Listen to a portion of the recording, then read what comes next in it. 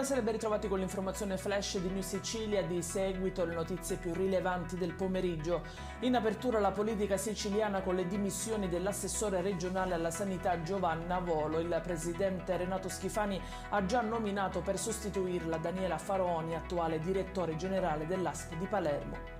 La cronaca con la condanna all'ergastolo per l'infermiere Vincenzo Villani Conti, 52 anni, accusato dell'omicidio di 2 pazienti mentre erano ricoverati all'ospedale Cannizzaro di Catania. Lo ha deciso la Corte di Cassazione. E rimaniamo nel Catanese, dove un 48enne avrebbe sfondato la vetrata di casa con una pistola in mano, minacciando la compagna di uscire subito dall'abitazione di un'amica in cui si era rifugiata. Sono stati questi gli attimi di paura vissuti a Militello, in Val di Catania, vittime una 35enne e una 49enne.